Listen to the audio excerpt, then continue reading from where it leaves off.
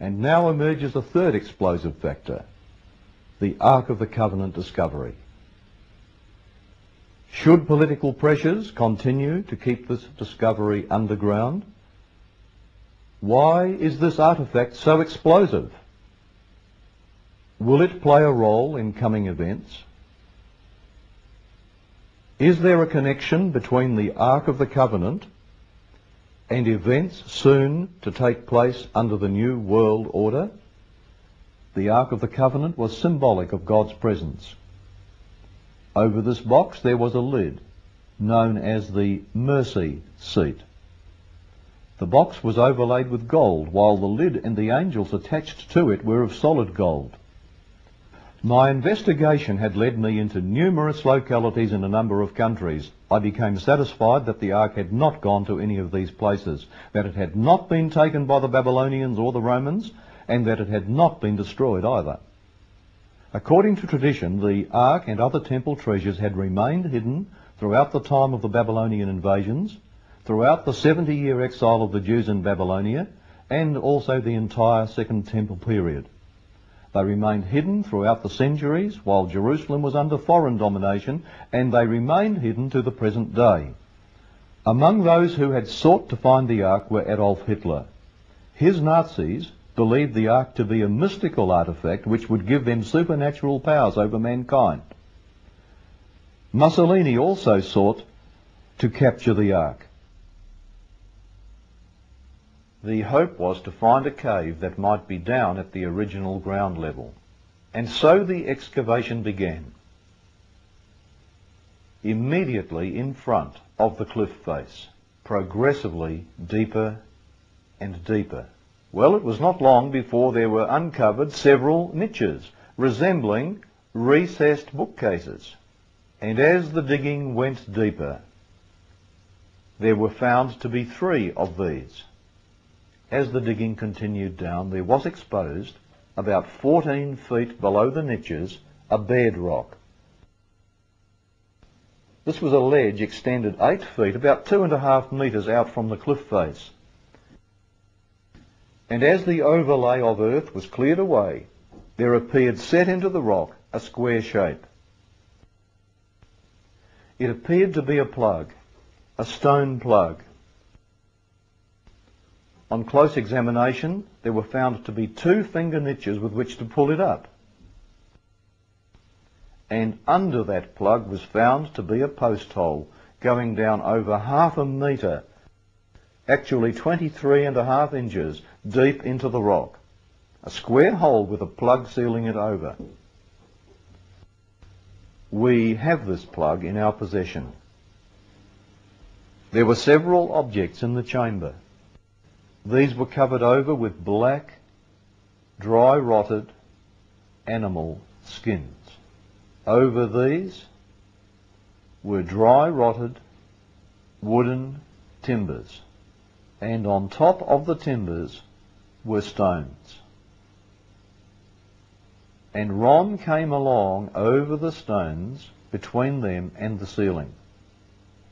He glimpsed a black stone case.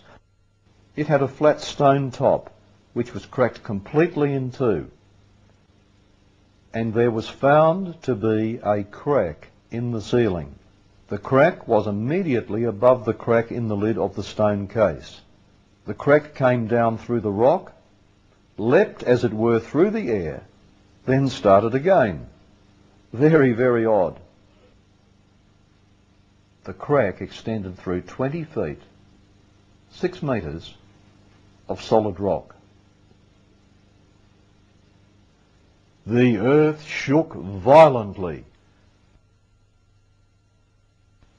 At the moment of Jesus' death, the rock was torn open, and the blood came down out of his side, down past his legs, down over his feet. It poured into the cross hole and down through the crack in the rock that had been opened to receive it, then straight onto the lid of the stone case, and it sprinkled onto the mercy seat inside that stone case. The mercy seat of the actual Ark of the Covenant. And how do we know that? Because the crack has been closely examined, and it shows copious amounts of blood having flowed down into it. It's still there, and it's human blood. My question is that you said that you had the blood of our Lord examined by the Israelis. That's correct. What was their determination of that? Real quickly, okay. Dried blood is dead blood. Everybody knows that, all right? They can test the blood of the pharaohs, the mummies of the pharaohs, all right? There's certain things they can do. They cannot get a chromosome count by any method I'm familiar with, all right? Things keep changing. I don't profess to know everything. However, there's no way I know that you can get a chromosome count out of dead blood. You can get a DNA and some other things, but not a chromosome count, all right? That's done by living white blood cells. Now then, first of all, in this analysis, I took the blood into a laboratory in Israel. I asked one of the people I work with in antiquities, where is a good laboratory that does reliable work? And they said, such and such, such and such. I took it. I just said, please examine this blood and tell me what you can tell me about it. All right? They said, well, look, we're going to reconstitute it. We're going to put it in normal saline and keep it at body temperature for 72 hours with gentle swirling. All right, that's their business. That's great. I said, now I want to be there when you check it out. They said, fine. So I was back. They checked it out. I said, now, they said it's human blood. We can tell that. They did whatever tests they need to do. And then I said, take some of the white blood cells and put them in a growth medium and keep them at body temperature for 48 hours. And they said, well, that'll do no good because it's dead blood.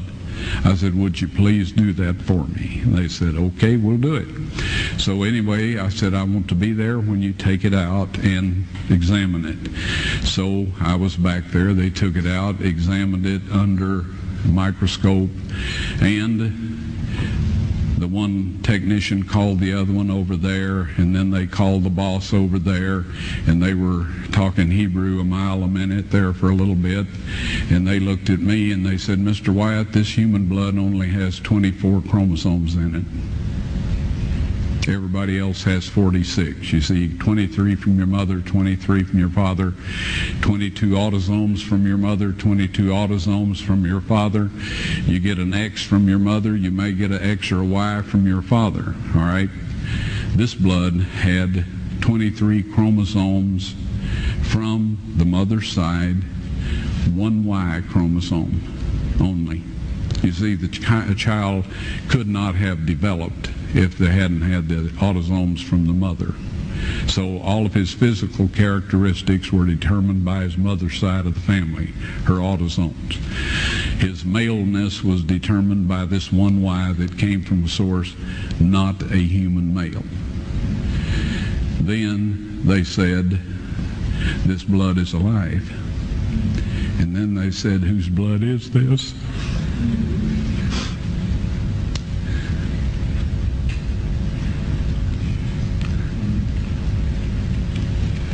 I said, it's the blood of your Messiah.